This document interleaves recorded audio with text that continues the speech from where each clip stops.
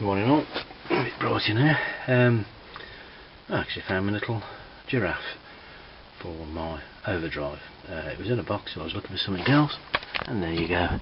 And out it popped. So that's on.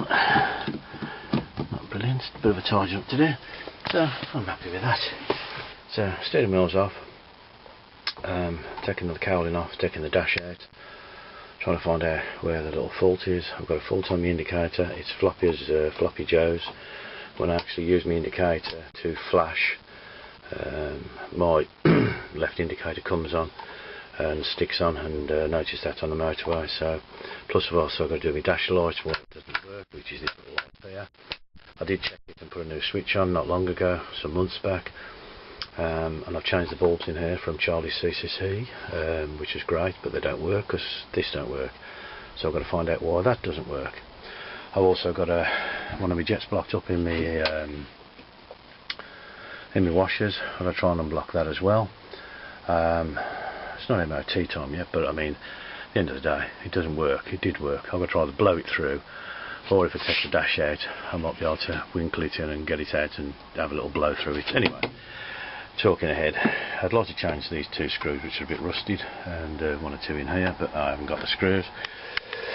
So taking the cowling off here to expose that, then to pull the dash out. I have new dials to put on. If I can get round to that, I'll try and put them on as well and clean up all the dial, but I mean stripping all the instrumentation out, but you know, nothing else I'm doing, but it's all part of the process. And then I'm just trying to wire my lights up. So I've got a couple of relays to put in and a couple of switches. I've got nowhere to put switches. I don't know what's behind here. Well, I do know what's behind there, nothing. But I haven't got a panel. I was going to get one of them Raptor panels, but it's £100, and it's just like it's only a couple of switches in it really. So I don't know yet. I've got to try and find a place for a couple of switches. They won't go in here, just drill a hole in there and just put them in there. Anyway, enough rattling and rambling and wimbling and wombling. Anyway, I'll catch you all in a bit. So, anyway, morning precious. You have to excuse the sun, but then you notice that quite a bit of play in that bearing. So,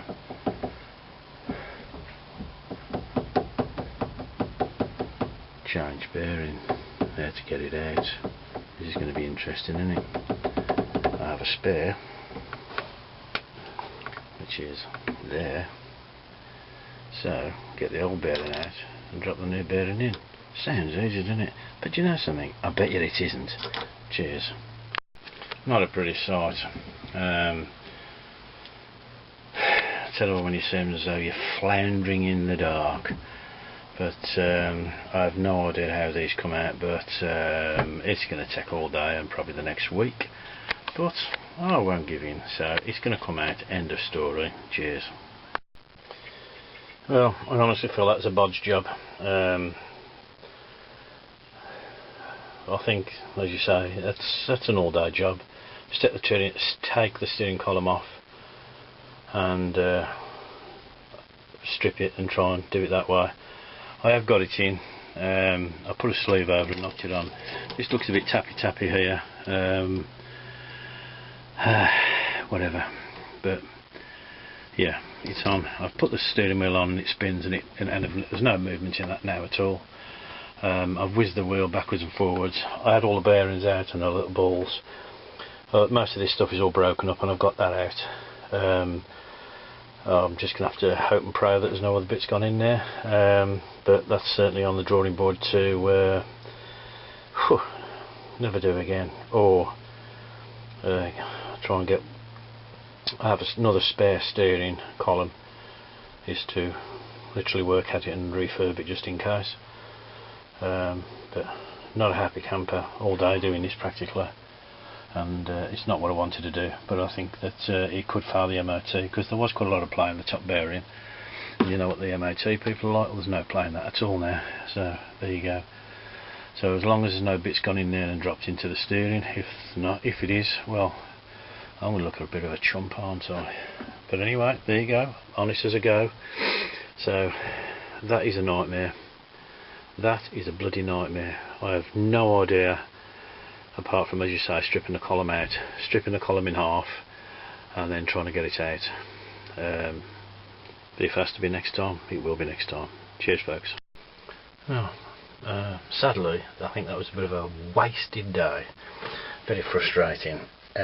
Pretty much all day on and off to get that bearing out there, and I was trying to sort out some electrical faults and problems.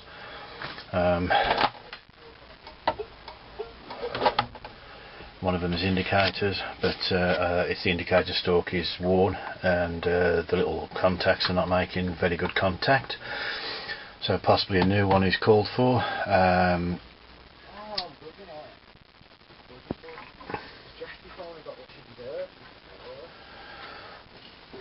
And then let me get past. It just seemed a lot of work for nothing really, but as you say, it's a MOT failure anyway if it's the bearing at the top gone. So I've done that. I'm still waiting for my water valve. Got to wipe my seats down, they got a bit grubby. I've moved them, but they just got a bit grubby because they're in cream. So really a bit of a nothing day really. I'm very disappointed, but anyhow, another day, another dollar tomorrow. I've had enough, so there you go. That's something, isn't it really? So I need to get my stuff sorted. Cheers folks, all the best.